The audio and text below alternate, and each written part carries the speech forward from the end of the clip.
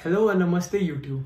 तो ये वाली वीडियो का टॉपिक होने वाला है लूज स्किन के ऊपर। मेरे पास बहुत सारे क्वेश्चन आ रहे थे पिछले महीनों से कि भैया लूज स्किन के ऊपर वीडियो बनाओ, कि बिफोर हमें स्टार्ट करने से पहले क्या क्या दिमाग में रखना चाहिए और जब हम ट्रांसफॉर्मेशन कर भी लेते हैं उसके बाद भी लूज स्किन के लिए हमें क्या क्या करना चाहिए। तो इस वीडियो में सारा वही रहेगा। तो चलिए स्टार्ट करते हैं। सबसे पहले स्टार्ट करने से पहले हम जानते हैं डिफरेंस वेट लॉस और फैट लॉस में, क्योंकि बहुत सारे लोगों को ये नहीं पता।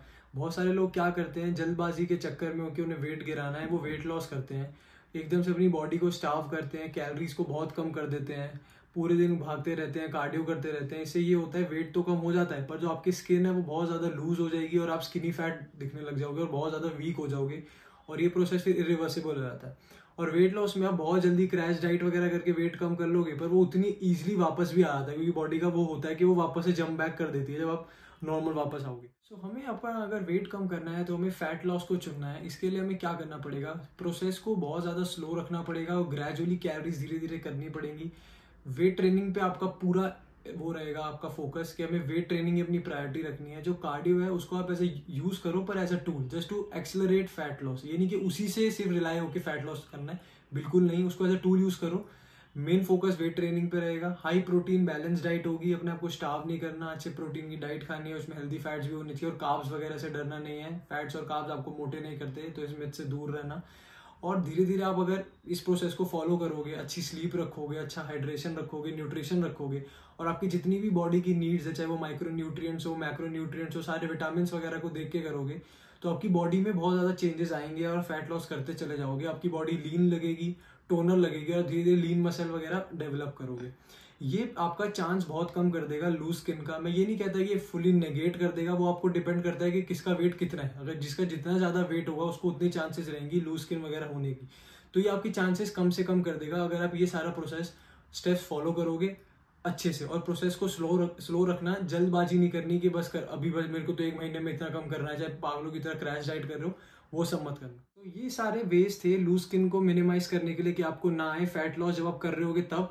पर अगर अब मैं आपको स्टेप बताऊंगा कि आपने अगर फैट लॉस कर लिया और फिर भी आपको अगर लूज स्किन रह जाती है तो फिर आप कैसे कैसे चलोगे।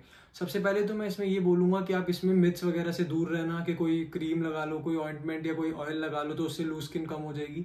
तो ऐसा बिल्कुल भी नहीं होता, इस चीज़ से दूर रहना। तो इस चीज़ में मैं आपको सिंपल से ये कहूँगा कि आपको स्टिक टू बेसिक रहना है। बेसिक ही सबसे ज़रूरी है।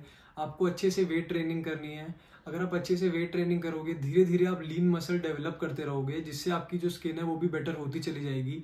और मैं यही बोलूँगा जो अपनी डाइट है उसमें हाई प्रोटीन डाइट रखना, बैलेंस डाइट, इसमें हेल्दी फैट्स भी हो, कार्ब्स भी हो और प्रोटीन रिच होनी चाहिए, वो सबसे ज़रूरी है। तो जो भी आपकी डाइट होगी उसमें आपका ये ध्यान रखना है कि जो मिनरल्स और विटामिन वगैरह होते हैं वो अच्छे से होने चाहिए। जैसे जो विटामिन ए होता है, vitamin C, vitamin E, vitamin D अच्छे से आपकी बॉडी में जाने चाहिए, क्योंकि बहुत ज़्यादा हेल्प करते हैं स्किन वगैरह को लेके। तो आप ज़रूर देखना कि आपकी डाइट में ये सब होना चाहिए। और हमें अपनी बॉडी को टॉक्सिन्स वगैरह से फ्री रखना चाहिए। जैसे जो भाई वगैरह हैं जो स्मोकिंग वगैरह करते हैं, जो उल्टे सीधे बॉडी में टॉक्सिन जाते हैं, उससे दूर रहो। अगर कोई कर रहा है तो बहुत ज़्यादा लिमिटेड कर दो, वैसे तो अवॉइड ही करो, क्योंकि उससे भी स्किन क्वालिटी वगैरह पे बहुत ज़्यादा असर पड़ता है। तो अगर आप इन सब चीज़ों से दूर रहोगे तो बहुत ज़्यादा बेटर होती रहेगी स्किन धीरे धीरे। ये पूरा प्रोसेस है, ये बहुत ज़्यादा पेशेंस का प्रोसेस है। आपको धीरे धीरे सारे स्टेप्स फॉलो करने पड़ेंगे काफ़ी लंबे टाइम तक। ये नहीं होगा कि थोड़े टाइम में आपको असर दिख जाएगा।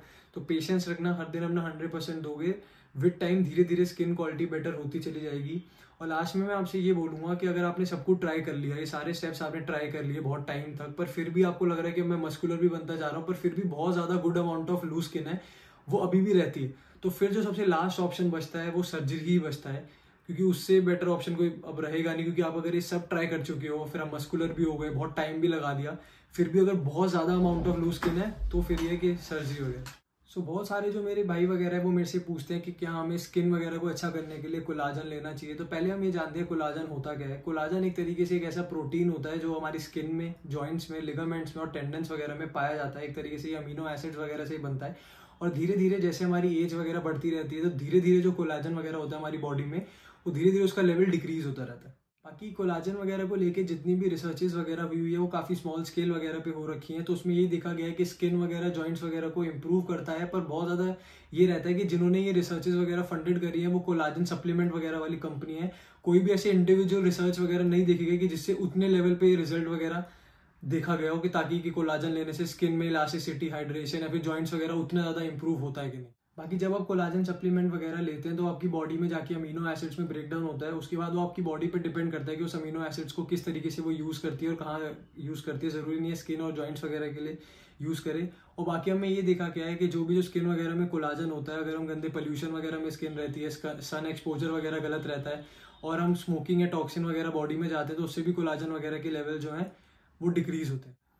बाकी अगर आप अच्छी प्रोटीन डाइट वगैरह खाते हो तो उसके अंदर इतने अमीनो एसिड्स वगैरह होते हैं जो अपने आप बॉडी के अंदर कोलाजन वगैरह बना देते हैं, तो आपको ज़रूरी नहीं है। और जो नॉनवेज वगैरह डाइट्स होती है उसमें ज़्यादा सोर्स होता है अमीनो एसिड्स का जो कोलाजन वगैरह में फॉर्म करने लग जाएंगी। तो ज़रूरी नहीं आपको कोलाजन सप्लीमेंट वगैरह लेना है, पर अगर आपको दिख रहा है जैसे आपकी एज बढ़ रही है तो धीरे धीरे कोलाजन वगैरह डिक्रीज होता है, तो तब आप यूज़ वगैरह कर सकते हैं। पर अगर आपकी डाइट अच्छी है, आप हाई प्रोटीन डाइट खाते हो, उसके अंदर इतने अमीनो एसिड्स वगैरह होते हैं ताकि वो आपकी हेल्प कर दे।